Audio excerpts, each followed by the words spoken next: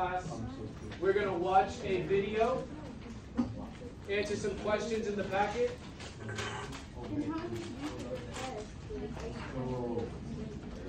Okay, you guys do have a study guide as well, Schoology. Then we're going to read an article or listen to an article. It's up to you guys. And then we're going to have a little assessment, okay? But real quick, let's talk about last class. So to answer your last question in the quiz, if you've already done it, shut it down. We did the dice game, or the marble game last class. What did we talk about?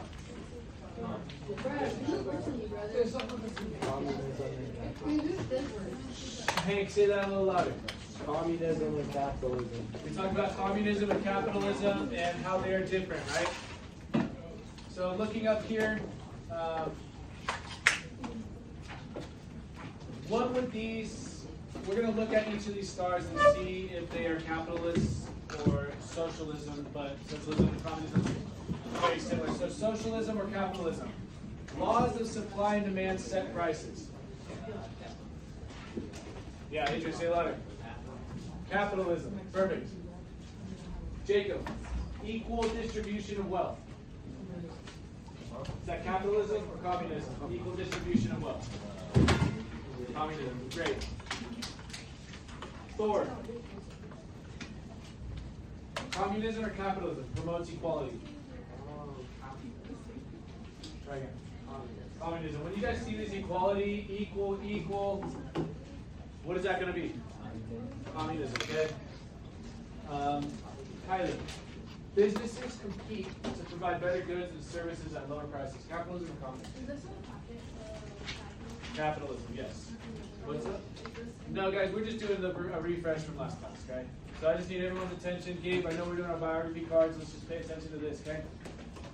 Top right, multiple classes in society. Multiple classes. Capitalism, yes. Prices are controlled. Yes. Rosie, belief in laissez-faire. So no interference by the government in economy. What was that?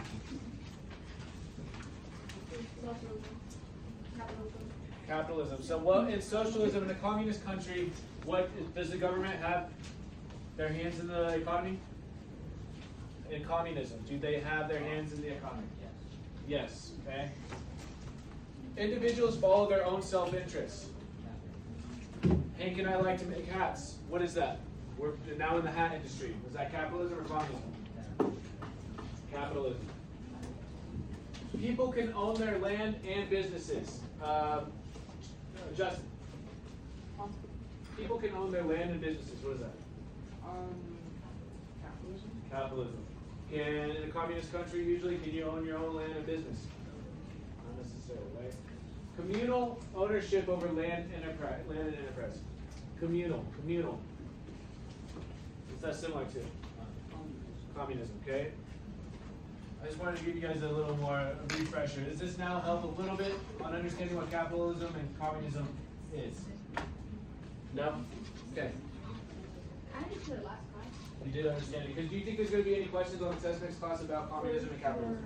Probably. To provide the best possible goods to the consumer at the lowest possible price. Hey, that quote, what does that resemble? Capitalism or communism? Capitalism. To eliminate competition, which causes social problems and the threat gap between the rich and the poor. Communism, okay? Communism, who's the father of that? Karl. No. And then capitalism, Adam Smith, capitalism, okay? All right. So, everyone has a packet, correct? All right, I believe you guys can share your computers now. Nobody needs to have their computers open.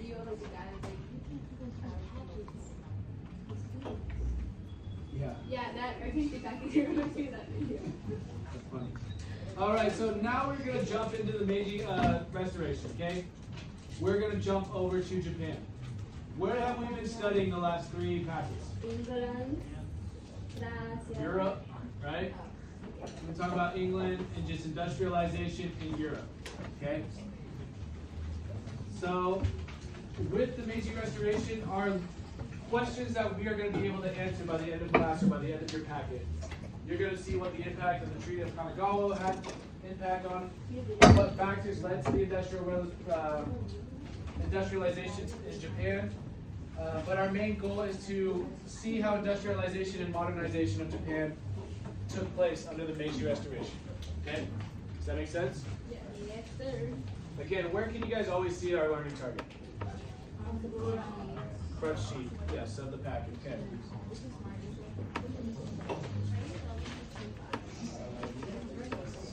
With the Treaty of Kanagawa, we are just going to go over a little bit of notes. Okay? So in the early 1600s, Japan isolated itself from the rest of the world. Thank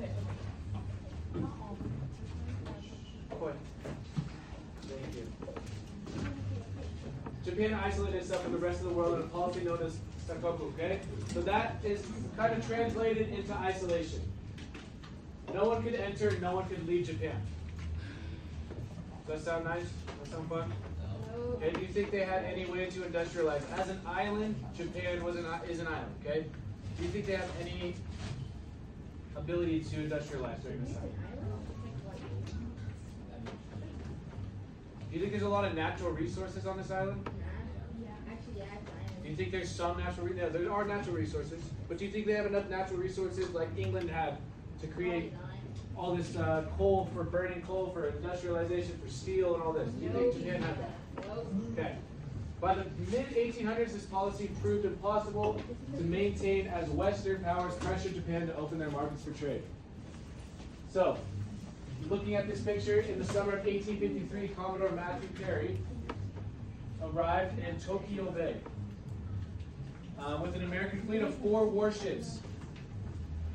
He brought a letter to the President Fillmore, President of the United States, from President Fillmore, asking the Japanese to for better treatment of sailors shipwrecked on the Japanese islands. Near Japan at this time, a lot of people were hunting for whales. Okay, why would that be? For buying more trade. Yeah, trade. So they were using that. Okay, and if a harpoonist was to harpoon a whale, another person would have to get in a small boat and have to go and actually continue to track down this whale and harpoon it and make sure this whale is not living anymore and grab the resources from it. But a lot of the times, what do you think happened? Do you think these people always consistently were able to do this with ease? No. So a lot of shipwreck. So these people would float, they would land on shores of Tokyo, and the people, not Tokyo, of Japan, and the people in Japan didn't really treat them well. So there's some instances where they put them in cages and put them on display. Okay? So under military pressure from the United States, Japan agreed to the Treaty of Kanagawa. And that treaty provided the return of shipwrecked American sailors and the opening of several new ports to U.S. trade and residents. So now there's open ports in Japan, allowing for not only Americans and others to go in and out for whale hunting and whatnot, but it also allowed for Tokyo to maybe now get natural resources from ships to come into their ports. Okay? Can you eat whale? Can you eat whale? Yeah. I don't think you can't. Then why would they kill it? There's parts of whale that you could sell. Okay. But that's a good question. Okay. So the Japanese, 4 sailors shipwrecked in Japan were treated as criminals and exhibited in public cages. Okay. So that's just a little background. Now we are all going to turn to page 8 in our packets. So page 8 is going to be the Meiji Restoration, the video guide. You guys see that? Page 8.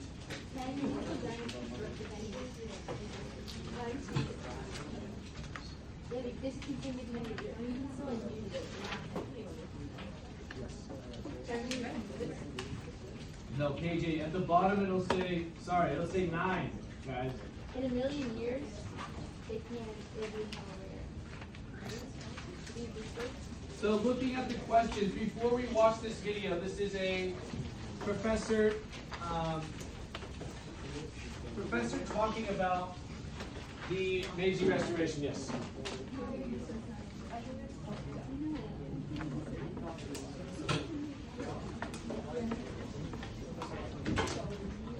Okay. Sorry guys, 1 second. Everyone on page 9, correct?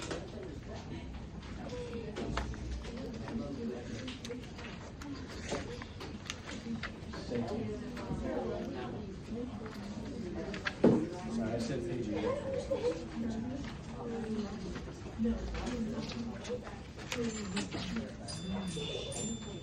Okay, can I get you guys' attention?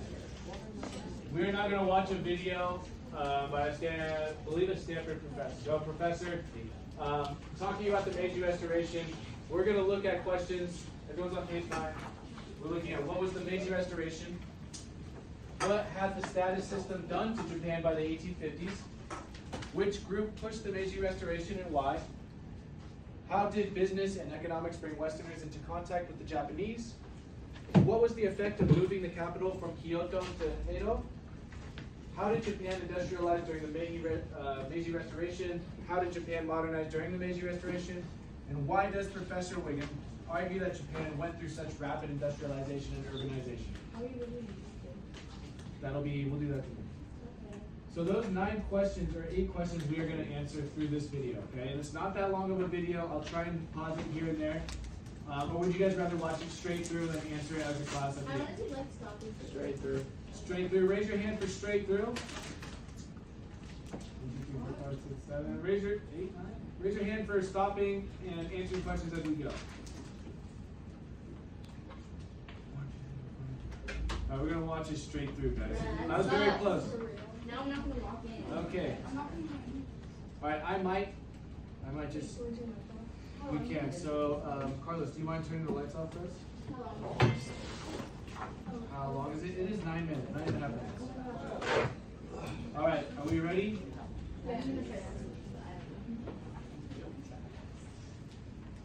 Meiji Restoration, as its name suggests, was an attempt to restore an emperor who had been a puppet for hundreds of years. Sorry, guys. Sorry. Did you guys get the answer for number 1 though? It was attempt to restore. Meiji Restoration, as its name suggests, was an attempt to restore an emperor who had been a puppet. I'm sorry. I'm just trying to turn something on. So it was restoration of the emperor that had functioned as a puppet to a more direct rule. So beforehand, guys, it was the figurehead of Japan was more of just a figure that didn't have much say. So they were trying to attempt to restore an emperor and have an emperor have emperor qualities and abilities. Does that make sense? Okay. For hundreds of years, to more direct rule. That was a mixed enterprise that had mixed success. What it effectively turned into was the emperor became the puppet of a new faction, ultimately a military faction that led Japan down a very destructive path in World War II. But the causes of that restoration were certainly both internal and external. Internally, as I've already suggested, there was a fair amount of contradictions that had emerged in this status system and attempted to freeze a status order as it existed in roughly the year 1600. By 1850, the world had moved on, and there was quite a bit of restlessness in the ranks. A lot of people who were ambitious, including, in fact, lower-ranked samurai who felt that they deserved to and had a better set of ideas for running the government than those who had simply stepped into power because they came out of illustrious families that didn't necessarily have the merit and the talent to be running the show. A lot of these lower-level samurai were very restless, and restless enough and nervous enough about Japan's survival in an imperially very competitive international order that they ultimately are the ones who pushed the Meiji Restoration forward. But that in itself, the very way that I've articulated that, suggests that behind them and motivating them was a dramatic change in the world order. In the 1800s, starting in the 1820s and accelerating into the decades of the 30s and 40s, whaling ships started to come in great numbers into the Pacific.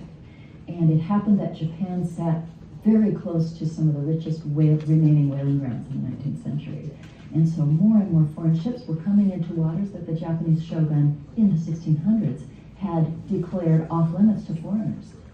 Well, we were hunting after whales. One of the things whaling ships did was once they had harpooned a whale, they would send some of their best men into a little boat with the other end of the harpoon and try to chase the whale down. This is a recipe for shipwreck, and those sailors often got washed up onto the shores of islands, including the Japanese archipelago, which stretches 1,000 miles and more. And the countries from whom they had come wanted desperately to repatriate them. They were also eager to find sources of water and food out in the Pacific to keep these vessels going for the very long duration of their expeditions. And they also eventually needed coal for coal-powered steamships when those emerged in the 1850s and 60s. And this created a combination of economic pressures, quite aside from the encroachment and competition among the European and North American powers over empire, that brought more and more foreigners into Japanese waters and quite alarmed Japanese samurai and commoners alike about the future of their country. So it was in that climate that then those who felt that the ruling class was simply not serving the best interests of Japan took it upon themselves to depose the government and move very swiftly to erect a new unified government in its place. And one of the most interesting decisions that they made, and they had to do it within a year or two, was not to restore the capital in Kyoto, the traditional seat of the emperor, but instead to move the emperor from Kyoto to Edo. And so we have gotten through 4 questions or so. Does everyone have the answers to those questions? Okay, so we're gonna meet in the middle. Plus, also, we're gonna take a break right now and answer some questions. Okay. So number 1, what was the Meiji Restoration? Restore of an emperor. Okay. It was an attempt to restore the emperor and now have an emperor who was not just the face of the country. Okay. That's number 1. Number 2, what was the status system done to Japan by the 1850s? Pick that up. So beforehand, it was a 4-class system. Okay. With this system, just like in Europe, before the Industrial Revolution, what kind of system, with a class system, with a king up top and your peasants at the bottom, what kind of system is that called? Feudal. Okay, that's a feudal class system. So they had a feudal class system. There's 4 classes. We'll get to, with the article we're going to look at later, we'll see those classes. But Japan was stagnant. Okay. It was still had a feudal class system when the Europeans and all Europe countries were excelling and kind of getting away from this feudal system, where a lot of people kind of went into their own self-interest, and now people are able to climb the ladder of the class systems and whatnot. They're not just stuck and stagnant, which Japan at the time was. Okay. So number 2, so it had kept Japan in a feudal system that had existed since the 1600s. Like I said, did the European countries get through feudalism by the 1800s? Did they leave the king in that system? Yes. Did Japan? No, they're stagnant. They're still in the old times. Okay.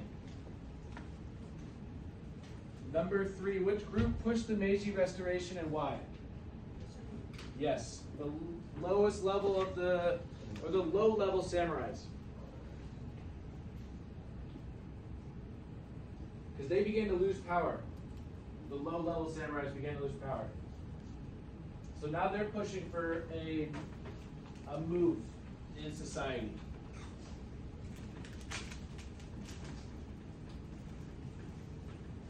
They're starting to lose status in the society. They wanted to reassert their power. Because samurais at one time were what? Yes, exactly.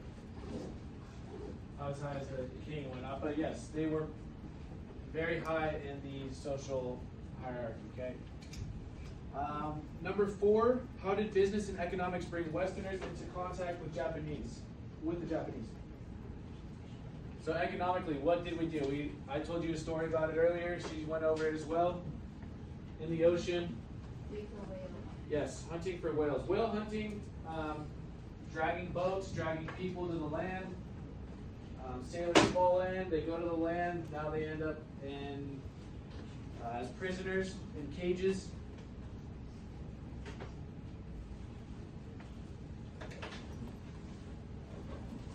And then also ships want natural resources and things to eat and buy in Tokyo, or buy in Japan. So if you're out in the Pacific Ocean near Japan, and you need to stop, you need to get natural resources, you need to eat, you need to get something. Japan at the time, was that open? No. So then they opened their ports, so then people such as, Americans, and other people sailing the Pacific Ocean were able to now stop and land in Japan.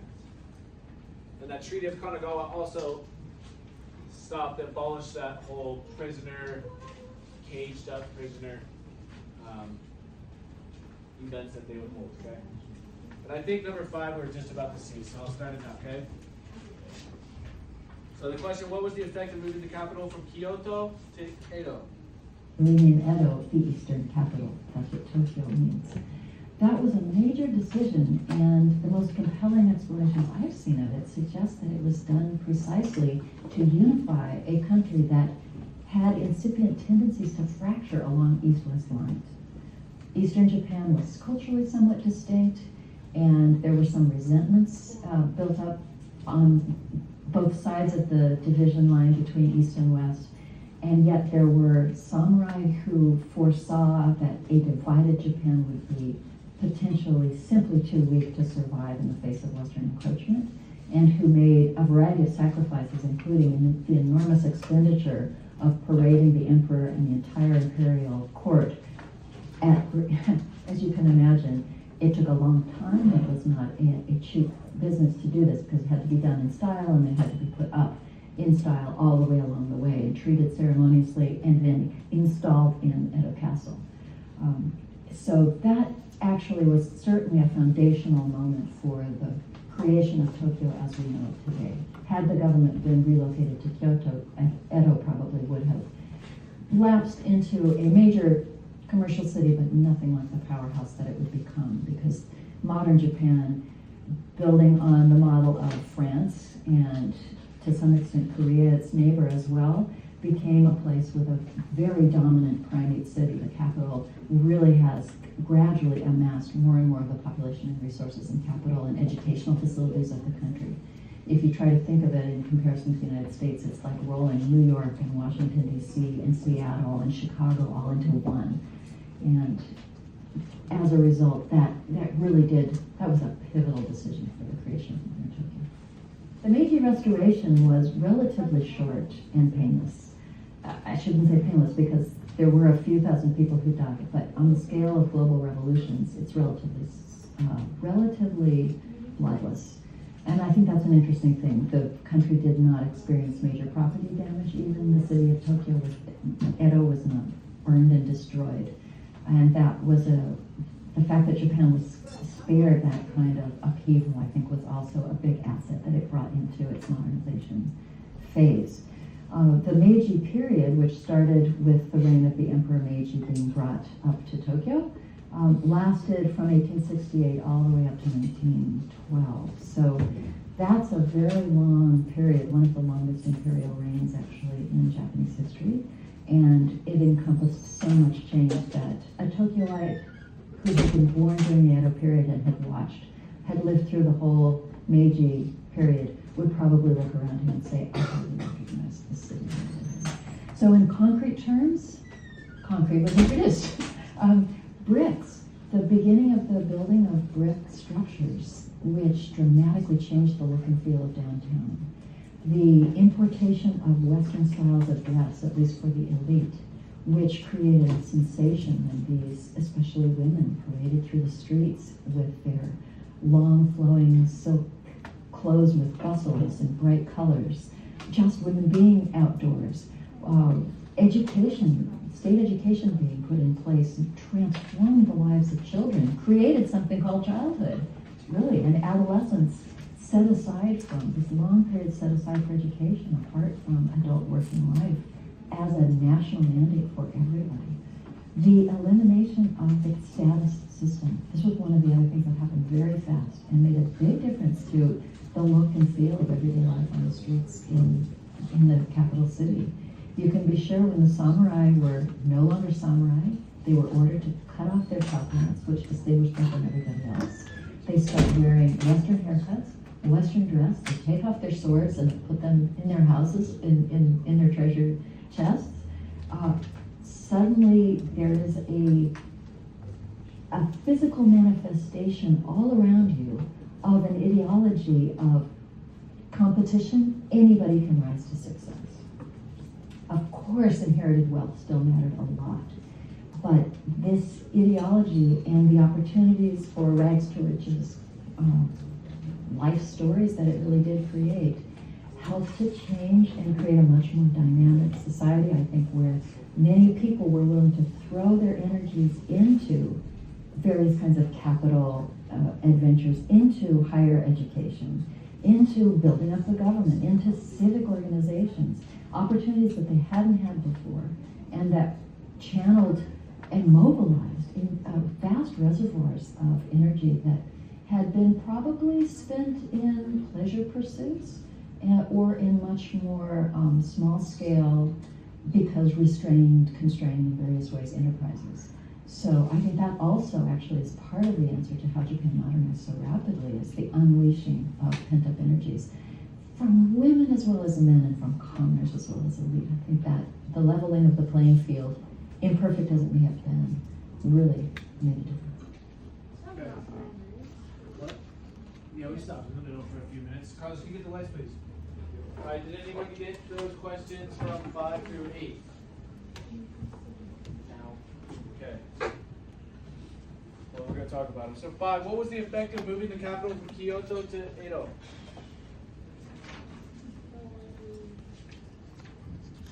There's a key word there. It unified Japan, okay? Pencil, you need a pencil? So it unified Edo, okay?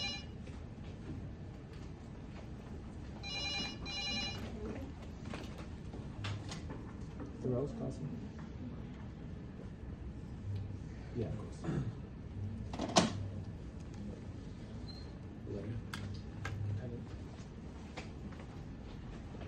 Okay, so yeah, it took 1 to 2 years to transfer from, they went from Kyoto to what is now Japan. Moved the emperor and the capital. That's a big move, okay? But it unified the people of Japan.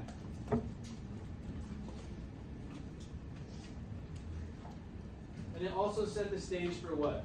What do we do? What's Japan in need of? Resources, okay. With resources, what do you do with resources? We saw it in Europe. They industrialized, okay? It set the stage for them to industrialize and restore. So while they're restoring their country, they're also going to be modernizing and industrializing. Okay, we saw ways of modernizing. We'll get to that in a couple questions. Number 6. How did Japan industrialize during the Meiji Restoration?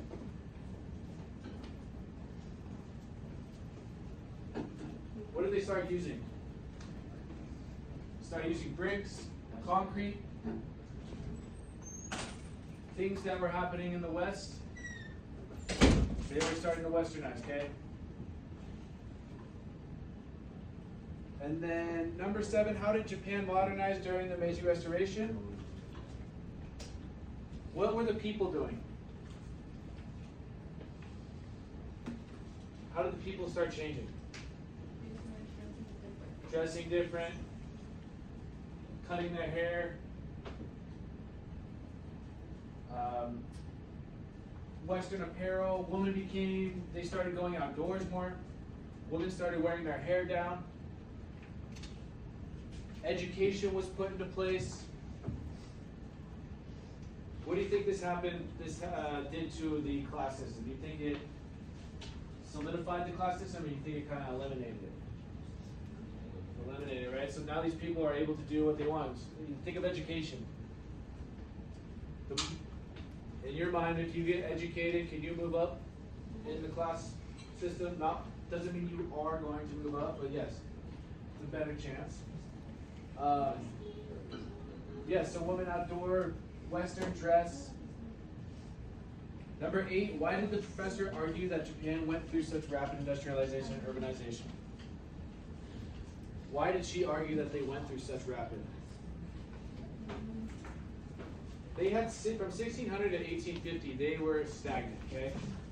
When you're stagnant that long, you're ready for change, right? When that one instance of change comes, do you think it's just going to keep coming, it's just minimal? Or you think it's just going to open up and they're ready? They're probably going to open up and keep going, right? So they were stagnant for so long that one little change is going to result in a big change. What happened in the Treaty of Kanagawa? What did they open up? They opened up trade, but trade to ships who came into the harbor, the ports, okay? So they opened up ports. This is 8. And then they also thought that, what do you think with industrialized countries all over the world and they're not industrialized? Does that bring anything to their mind?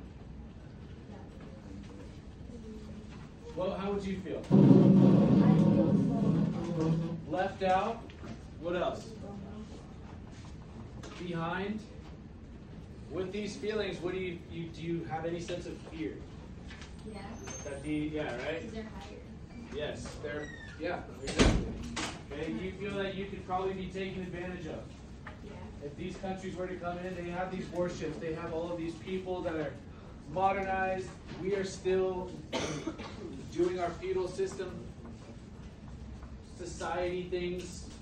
We can easily be taken advantage of. So the fear of them, the potential, the pent-up energies, and also just the fear of the West coming, of Europe coming in and taking advantage. Okay? So they thought if we industrialize, we will not be invaded. Anybody have questions about these? Anybody need to go over them? We just went over all. Yes. What do you mean? What's number 6? Number 6. How did Japan industrialize during Meiji Restoration? Brick structures and concrete.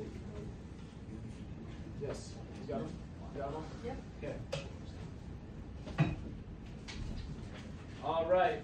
So we are done with our video. Now we are going to go to the article that's after page 7. It's not page 8. There's no numbers in this article for some reason. No, but it's in between 7 and 8. Not 6 and 7.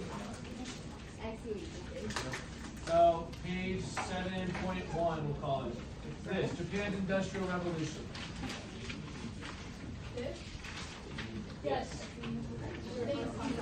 So we are going to read this article, and then the page before it though, on page 6, what we have done is set up some note-taking for you guys. So instead of you guys writing, annotating, and highlighting, you guys are still going to highlight. I'll come around with the highlighters. I want you guys to just look at page 6 and 7. And you guys are going to see for the introduction paragraph, we have what you guys should be writing down. We've supplied that. Makes it easier for you guys to write down notes. Does that make sense? So page 6 and 7 are where we're going to answer our questions. But after page 7, it's not even numbered. It's this. The article starts after page 7. Page 6 and 7 is where our questions are at. So you guys have some options. Do you guys want to read them silent and then answer the questions as you go? Do you want to read it as a class and answer them as we go? Or do you want to read it as a class and then answer them at the end? Silent reading, okay? So I'll come around. You guys start reading. Does everybody understand where we're at with the pages 6 and pages 7? That's where we're writing down. Yes. Okay? And what you're doing, all you're doing with the highlighters is highlighting the parts where your answers are at. That way you can easily transfer those answers to your pages 6 and 7. Okay? So raise your hand if you need a highlighter. Let's start reading. Highlighter?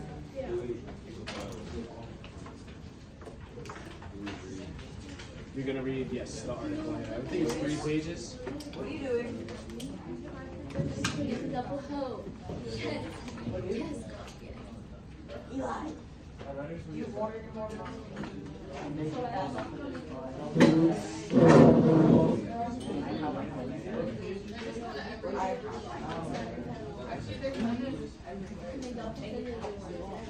We need the highlighter. Raise your hand. You guys, nobody should be talking. We're silent reading. Thank you.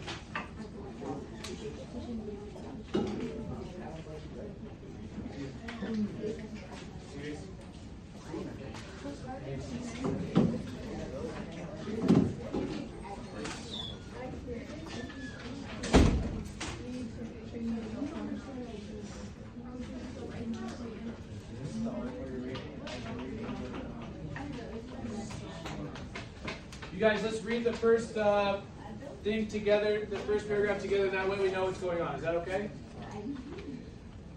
Yeah? Okay, guys, listen.